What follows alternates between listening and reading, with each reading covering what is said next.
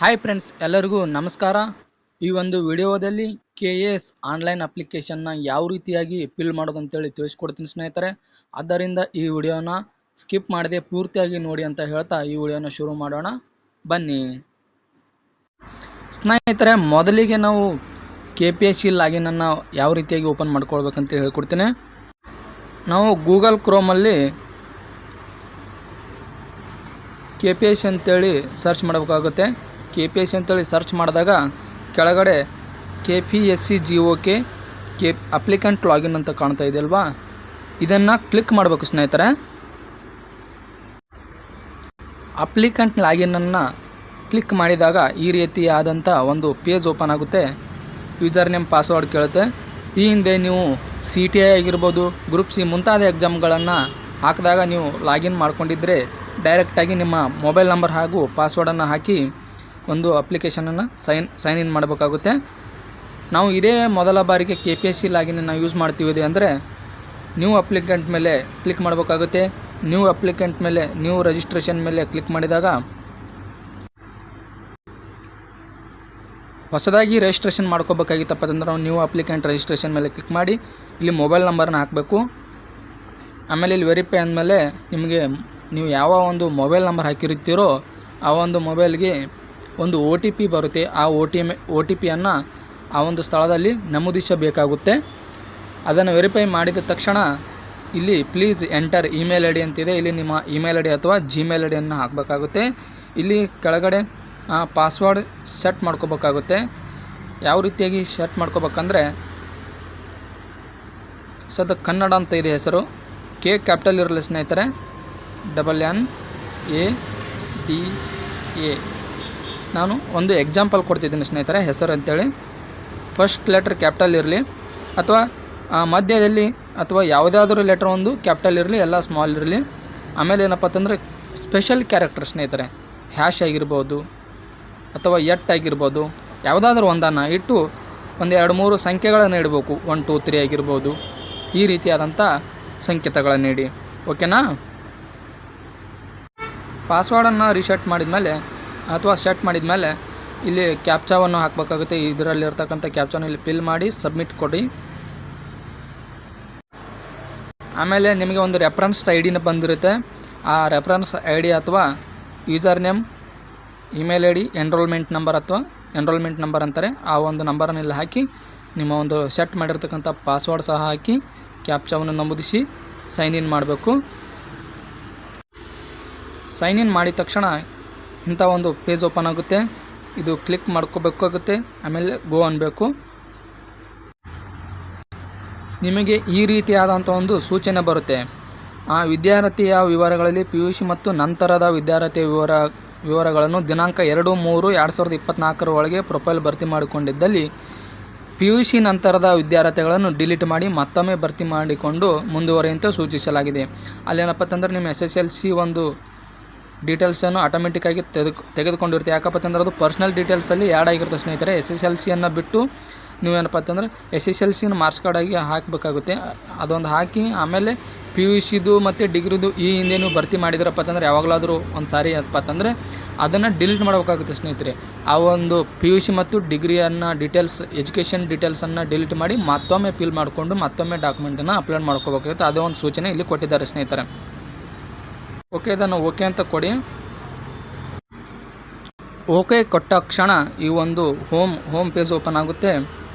ಇಲ್ಲಿ ಅರ್ಜಿದಾರರ ನೋಂದಣಿ ವಿವರ, ಅಪ್ಲಿಕೆಂಟ್ ಡೀಟೇಲ್ ರಿಜಿಸ್ಟ್ರೇಷನ್ ಅಂತ ಇದೆಯಲ್ಲ, ಅಲ್ಲಿ ಕ್ಲಿಕ್ ಮಾಡ್ಕೋಬೇಕಾಗುತ್ತೆ ಸ್ನೇಹಿತರೆ. ಇಲ್ಲಿ ಪರ್ಸ್ನಲ್ ಡೀಟೇಲ್ಸ್ನಲ್ಲಿ ನಿಮ್ಮ ಒಂದು SSLC ಡೀಟೇಲ್ಸನ್ನು ಹಾಕಬೇಕಾಗುತ್ತೆ. SSLC ಡೀಟೇಲ್ಸ್ ಅಂತ ಕ್ಲಿಕ್ ಮಾಡಿಕೊಂಡು ಇಲ್ಲಿ ಆಫ್ಟರ್ ಇಯರ್ 2003 ಅಂತಿದೆ. ಅಂದರೆ ನೀವು 2003 ನಂತರ ಕ್ಲಿಕ್ ಮಾಡಿದರೆ ಅದು ಏನಪ್ಪ ಅಂತಂದ್ರೆ ಕಂಪ್ಯೂಟರ್ ಆನ್ಲೈನಲ್ಲಿ ನಿಮ್ಮ ಒಂದು SSLC ರಿಜಿಸ್ಟರ್ ನಂಬರ್ ಹಾಕಿದರೆ ಡೀಟೇಲ್ಸ್ ತೋರಿಸುತ್ತೆ. 2003ಕ್ಕಿಂತ ಹಿಂದೆ ನೀವು SSLC ಮುಗಿಸಿದರೆ ಅದನ್ನು ಮ್ಯಾನುವಲ್ ಎಂಟ್ರಿ ಮಾಡ್ಕೋಬೇಕಾಗುತ್ತೆ. ಯಾವುದಾದ್ರೂ ಒಂದು ಇಲ್ಲಿ ಕ್ಲಿಕ್ ಮಾಡ್ಕೊಳ್ಳಿ. SSLC passed on after year 2003 ಅಂತಿದೆ. ಇದನ್ನು ಕ್ಲಿಕ್ ಮಾಡ್ಕೊಳ್ಳಿ. 2003 ನಂತರ ಇದ್ದರೆ ಅದಕ್ಕಿಂತ ಹಿಂದಿದ್ದರೆ SSLC ಮ್ಯಾನುವಲ್ ಎಂಟರ್ ಅಂತೇಳಿ ಕ್ಲಿಕ್ ಮಾಡ್ಕೊಳ್ಳಿ. ಆ ಒಂದು SSLC ರಿಜಿಸ್ಟರ್ ನಂಬರ್ ಹಾಕಿ ಗೆಟ್ ಅಂತೇಳಿ ಆಪ್ಷನ್ ಬರುತ್ತೆ ಸ್ನೇಹಿತರೆ. ಗೆಟ್ ಅಂತೇಳಿ ಕ್ಲಿಕ್ ಮಾಡಿದಾಗ ನಿಮಗೆ ಈ ರೀತಿಯಾದಂಥ ಒಂದು ಡೀಟೇಲ್ಸ್ ಬರುತ್ತೆ. ಅರ್ಜಿದಾರ ಹೆಸರು, ತಂದೆ ಹೆಸರು, ನಿಮ್ಮ ಡೇಟ್ ಆಫ್ ಬರ್ತ್, ತಾಯಿ ಹೆಸರು ಎಲ್ಲವೂ ಕೂಡ ಬರುತ್ತೆ. ನೆಕ್ಸ್ಟ್ ಮುಂದಿನ ಸ್ಟೇಜ್, ಆ ಒಂದು SSLC ಡೀಟೇಲ್ಸನ್ನು ಹಾಕಿದ ನಂತರ ಕೆಳಗಡೆ ನಿಮ್ಮ ಒಂದು ಐಡೆಂಟಿ ಪ್ರೂಫ್ನ ಒಂದು ಡೀಟೇಲ್ಸನ್ನು ಕೊಡಬೇಕಾಗುತ್ತೆ. ಆಧಾರ್ ಕಾರ್ಡ್ ಆಗಿರ್ಬೋದು, ಪ್ಯಾನ್ ಕಾರ್ಡ್ ಆಗಿರ್ಬೋದು, ಡ್ರೈವಿಂಗ್ ಲೈಸೆನ್ಸ್ ಆಗಿರ್ಬೋದು, ವೋಟರ್ ID ಆಗಿರ್ಬೋದು. ನಾನಿಲ್ಲಿ ಆಧಾರ್ ಕಾರ್ಡ್ ತೊಗೊಂಡಿದ್ದೀನಿ ಸ್ನೇಹಿತರೆ. ಈ ಆಧಾರ್ ಕಾರ್ಡ್ ಡೀಟೇಲ್ಸನ್ನು OTP ಮುಖಾಂತರ ಸಬ್ಮಿಟ್ ಮಾಡಿದಾಗ ಈ ರೀತಿಯಾದಂಥ ಒಂದು ವೆರಿಫಿಕೇಷನ್ ಮುಗಿಯುತ್ತೆ. ಆಮೇಲೆ ಫೋಟೋ ಮತ್ತು ಸಿಗ್ನೇಚರನ್ನು ಆ್ಯಡ್ ಮಾಡಬೇಕಾಗುತ್ತೆ. ಅದು 50ರಿಂದ 70 KB ಒಳಗಡೆ ಏನಪ್ಪ ಅಂತಂದ್ರೆ ನಿಮ್ಮ ಒಂದು ಸಿಗ್ನೇಚರ್ ಇರಬೇಕಾಗುತ್ತೆ. 50ರಿಂದ 200 KB ವರೆಗೆ ನಿಮ್ಮ ಫೋಟೋ ಇರಬೇಕಾಗುತ್ತೆ. ಆಮೇಲೆ ನಿಮ್ಮ ಒಂದು ಪರ್ಮನೆಂಟ್ ಅಡ್ರೆಸ್ಸನ್ನು ಈ ಒಂದು ಬಾಕ್ಸ್ನಲ್ಲಿ ಫಿಲ್ ಮಾಡೋಕ್ಕಾಗುತ್ತೆ. ರಾಜ್ಯ, ಜಿಲ್ಲೆ, ತಾಲೂಕು, ನಿಮ್ಮ ಊರ ಹೆಸರು ಮತ್ತು ಪೋಸ್ಟ್ ಆಫೀಸು, ನಿಮ್ಮ ತಾಲೂಕು, ನಿಮ್ಮ ಪಿನ್ ಕೋಡು, ನಿಮ್ಮ ವಿವರಗಳನ್ನು ಸರಿಯಾಗಿ ನಮೂದಿಸಿ ಮತ್ತು ಕೆಳಗಡೆ ಫಿಸಿಕಲ್ ದೈಹಿಕ ಒಂದು ದೇಹದ ಅಳತೆ ವಿವರಗಳನ್ನು ಕೊಡಬೇಕಾಗುತ್ತೆ. ಫಿಸಿಕಲ್ ಸ್ಟ್ಯಾಂಡರ್ಡ್ ಡೀಟೇಲ್ಸ್, ಇದು KS ಆನ್ಲೈನ್ ಅಪ್ಲಿಕೇಶನ್ ಹಾಕುವಾಗ ಇದು ಕಡ್ಡಾಯವಾಗಿದೆ ಸ್ನೇಹಿತರೆ. ನಿಮ್ಮ ಒಂದು ಎತ್ತರ, ತೂಕ ಮತ್ತು ಎದೆಯ ಸುತ್ತಳತೆ, ಎದೆಯ ಸಾಮಾನ್ಯ ಸುತ್ತಳತೆ ವಿಸ್ತರಿಸಿದಾಗ, ದೂರದೃಷ್ಟಿ, ಸಮೀಪ ದೃಷ್ಟಿ, ಆ ಒಂದು ಅಪ್ಲಿಕೇಶನ್ ನೀವು ಏನಪ್ಪ ಅಂತಂದ್ರೆ ಅದೊಂದು ಸರ್ಟಿಫಿಕೇಟನ್ನು ಈ ರೀತಿಯಾಗಿ ಒಂದು ಸ್ಕ್ಯಾನ್ ಮಾಡಿ ಚೂಸ್ ಫೈಲ್ ಎಂದು ನಿಮ್ಮ ಒಂದು ಅಪ್ಲಿಕೇಶನನ್ನು ಅಪ್ಲೋಡ್ ಮಾಡಬೇಕು. ಇದು ನಿಮ್ಮ ಒಂದು ಅದು ಮೆಡಿಕಲ್ ಸರ್ಟಿಫಿಕೇಟನ್ನು ಅಪ್ಲೋಡ್ ಮಾಡ್ಕೋಬೇಕಾಗತ್ತೆ. ಆಮೇಲೆ KPSC ಹಿಂದಿನ ಪರೀಕ್ಷೆಗಳಿಗೆ ಹಾಜರಾದ ವಿವರಗಳು ಇದ್ದರೆ ನಮೂದಿಸಿ, ಇಲ್ಲಾಂದರೆ ನೋ ಅಂತ ಕೊಡಿ. ಇಲ್ಲಿ ನೋ ಅಂತ ಹೇಳಿ ಆಮೇಲೆ ಸೇವ್ ಮಾಡಬೇಕಾಗುತ್ತೆ ಸ್ನೇಹಿತರೆ. ಸೇವ್ ಮಾಡಿ ನೆಕ್ಸ್ಟ್ ಅನ್ನಬೇಕು. ಮುಂದಿನ ಒಂದು ಪೇಜ್ ಓಪನ್ ಆಗುತ್ತೆ. ನೆಕ್ಸ್ಟ್ ಪೇಜಲ್ಲಿ ನಿಮ್ಮ ಒಂದು ಕ್ವಾಲಿಫಿಕೇಷನ್ ಡೀಟೇಲ್ಸ್, ಎಜುಕೇಷ್ನಲ್ ಕ್ವಾಲಿಫಿಕೇಷನ್ ಡೀಟೇಲ್ಸ್ನ ಆ್ಯಡ್ ಮಾಡಬೇಕಾಗುತ್ತೆ. ಪರ್ಸ್ನಲ್ ಡೀಟೇಲ್ಸಲ್ಲಿ ನಿಮ್ಮ ಒಂದು SSLC ನಂಬರ್ನ ಹಾಕಿ ಡೀಟೇಲ್ಸನ್ನು ಕೊಟ್ಟಿರ್ತೀರ. ಅದರಿಂದ ಡೈರೆಕ್ಟಾಗಿ ನಿಮ್ಮ ಒಂದು SSLC ನಂಬರ್ನ ತಗೊಳ್ಳುತ್ತೆ. SSLC ಒಂದು ನಂಬರ್ನ ಹಾಕುವ ಅವಶ್ಯಕತೆ ಇಲ್ಲ ಇಲ್ಲಿ. ಆದರೆ ಅದರ ಒಂದು ಮಾರ್ಕ್ಸ್ ಕಾರ್ಡನ್ನು ಡಾಕ್ಯುಮೆಂಟನ್ನು ಅಪ್ಲೋಡ್ ಮಾಡಬೇಕಾಗುತ್ತೆ. ಸ್ಕ್ಯಾನ್ ಮಾಡಿ ಅದನ್ನು ಒಂದು ಅಪ್ಲೋಡ್ ಮಾಡಿ ಸೇವ್ ಅಂತ ಕೊಟ್ಟರೆ ನೆಕ್ಸ್ಟ್ ಮತ್ತೆ ಇಲ್ಲಿ ಸೆಲೆಕ್ಟ್ PUC ಅಂತ ಮಾಡಿಕೊಂಡು ಇಲ್ಲಿದೆ ನೋಡಿ PUC 12th ಅಂತೇಳಿ ಸೆಲೆಕ್ಟ್ ಮಾಡಿಕೊಂಡು ಬೋರ್ಡ್ ಸೆಲೆಕ್ಟ್ ಮಾಡಬೇಕಾಗುತ್ತೆ.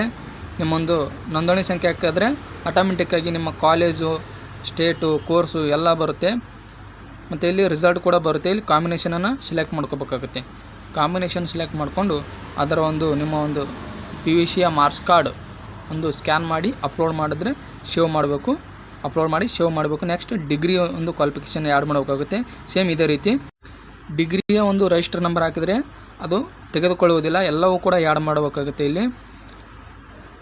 ಆಮೇಲೆ ಅದರ ಒಂದು ಮಾರ್ಕ್ಸ್ ಕಾರ್ಡನ್ನು ಪ್ರತಿಯನ್ನು ಸ್ಕ್ಯಾನ್ ಮಾಡಿ ಅಪ್ಲೋಡ್ ಮಾಡಬೇಕಾಗುತ್ತೆ. ಇನ್ನು ಮೀಸಲಾತಿ ವಿವರಗಳಲ್ಲಿ ನಿಮ್ಮ ಒಂದು ರಿಸರ್ವೇಷನನ್ನು ಎಂಟ್ರಿ ಮಾಡಬೇಕಾಗುತ್ತೆ. ನಿಮ್ಮದು ಯಾವುದೋ ಕಾಸ್ಟ್ ಸರ್ಟಿಫಿಕೇಟನ್ನು ಎಂಟ್ರಿ ಮಾಡಬೇಕಾಗುತ್ತೆ. ಇಲ್ಲಿ ನೀವು ಮೀಸಲಾತಿಯನ್ನು ಕ್ಲೇಮ್ ಮಾಡ್ತಿದ್ದಾರೆ ಅಂತ ಹೇಳಿದ್ರೆ ಎಸ್ ಅಂತ ಕೊಡಿ. ಆಮೇಲೆ click here to data from system, computer ಮೂಲಕ ಸ್ವಯಂಚಾಲಿತ ವಿವರಗಳನ್ನು ಪಡೆಯಲು ಇದನ್ನು ಕ್ಲಿಕ್ ಮಾಡಂತಿದೆ. ಇಲ್ಲಿ ಕ್ಲಿಕ್ ಮಾಡಿದಾಗ ನಿಮ್ಮ ಒಂದು RD ನಂಬರನ್ನು, ಕಾಸ್ಟ್ ಸರ್ಟಿಫಿಕೇಟ್ RD ನಂಬರನ್ನು ಹಾಕಿದಾಗ ನಿಮ್ಮ ಒಂದು ಡೀಟೇಲ್ಸ್ ಆಟೋಮೆಟಿಕ್ಕಾಗಿ ಈ ಒಂದು ಪರದೆಯಲ್ಲಿ ಬರುವಂಥದ್ದು. ಆಮೇಲೆ ಅದರ ಒಂದು ಪ್ರತಿಯನ್ನು ಕೂಡ ಸ್ಕ್ಯಾನ್ ಮಾಡ್ಕೋಬೇಕಾಗುತ್ತೆ. ನಿಮ್ಮ ಕ್ಯಾಸ್ಟ್ ಸರ್ಟಿಫಿಕೇಟ್ದ RD ನಂಬರನ್ನು ಕಂಪ್ಯೂಟರ್ ಮೂಲಕ ಸ್ವಯಂಚಾಲಿತ ವಿವರಗಳನ್ನು ಪಡೆಯಲು ಸಾಧ್ಯವಾಗದೇ ಇದ್ದಾಗ ಮ್ಯಾನ್ಯುವಲ್ ಎಂಟ್ರಿಯನ್ನು ಮಾಡಿ ಸರಿ ಹೋಗುತ್ತೆ. ಇಲ್ಲಿ are you ex service man ಅಂತ ಕೇಳ್ತಾ ಇದ್ದೇವೆ. ಇದ್ದರೆ ಎಸ್ ಅಂತ ಹಾಕಿ, ಇಲ್ಲೇ ಇದ್ದರೆ ನೋ ಅಂತ ಹಾಕಿ. ಇಲ್ಲೂ ಕೂಡ ನೀವು ಫಿಸಿಕಲ್ ಏನಪ್ಪ ಅಂದರೆ ಹ್ಯಾಂಡಿಕ್ಯಾಪ್ಟ್ ಇದ್ದರೆ ಇಲ್ಲಿ ಯುದ್ಧದಂಥ ಕಾರ್ಯಾಚರಣೆಯಲ್ಲಿ ಮಾಡಿದ ಅಥವಾ ಶಾಶ್ವತ ಅಂಗವಿಕಲತೆ ಹೊಂದಿದ ಸೈನಿಕರ ಅವಲಂಬಿತರೆ ಎಸ್ ಇದ್ದರೆ ಎಸ್ ಹಾಕಿ, ನೋ ಇದ್ದರೆ ನೋ ಹಾಕಿ.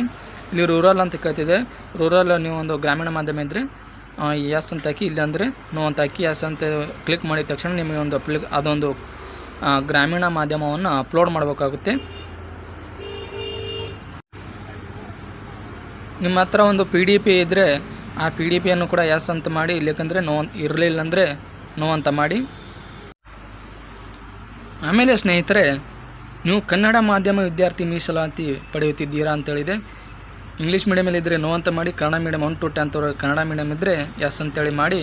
ಆಮೇಲೆ ಅದರ ಒಂದು PDF ಕೂಡ ಇಲ್ಲಿ ಒಂದು ಅಪ್ಲೋಡ್ ಮಾಡುವಂಥದ್ದು. ಆಮೇಲೆ ನೀವು HK ನಾನ್ HK ಅಂತ ಇರುತ್ತಲ್ಲ, ಹೈದರಾಬಾದ್ ಕರ್ನಾಟಕ ಮೀಸಲಾತಿ HK ಇದ್ದರೆ ಎಸ್ ಅಂತೇಳಿ ಮಾಡಿ, ಇಲ್ಲಾಂದರೆ ನೋ ಅಂತೇಳಿ ಮಾಡಿ.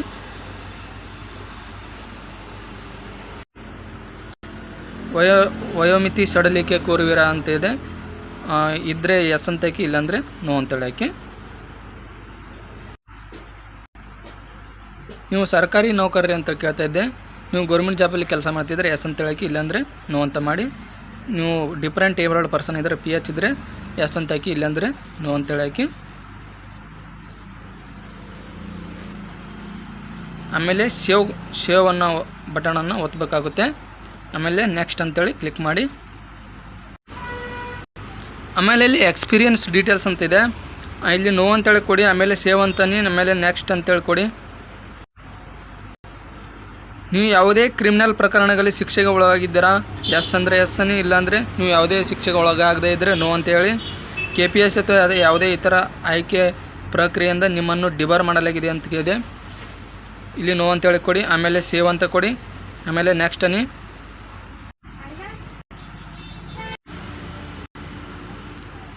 ಈ ಹಿಂದೆ ನೀವು ಕನ್ನಡ ಭಾಷಾ ಪರೀಕ್ಷೆಯನ್ನು ಪಾಸ್ ಮಾಡಿದ್ದೀರಂದರೆ ಎಸ್ ಅಂತೇಳಿ ಕೊಡಿ, ಇಲ್ಲಾಂದರೆ ನೋ ಅಂತೇಳಿ ಕೊಟ್ಟು ಮತ್ತೇನಪ್ಪ ನೀವು ಕನ್ನಡ ಕಡ್ಡಾಯ ಪರೀಕ್ಷೆಯನ್ನು ಮತ್ತೆ ಬರೆಯಬೇಕಾಗುತ್ತೆ.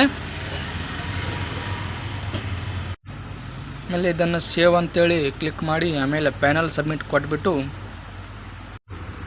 ಫೈನಲ್ ಸಬ್ಮಿಟ್ ಕೊಟ್ಟ ಕ್ಷಣ ಅಪ್ಲೈ ಟು ಪೋಸ್ಟ್ ಅದು ಹುದ್ದೆಗೆ ಅರ್ಜಿ ಸಲ್ಲಿಸಿ ಅಂತ ಇದೆಯಲ್ಲ, ಇಲ್ಲಿ ಅದನ್ನು ಕ್ಲಿಕ್ ಮಾಡಿದ ತಕ್ಷಣ ಈ ರೀತಿಯಾದಂಥ ಪೇಜ್ ಓಪನ್ ಆಗುತ್ತೆ.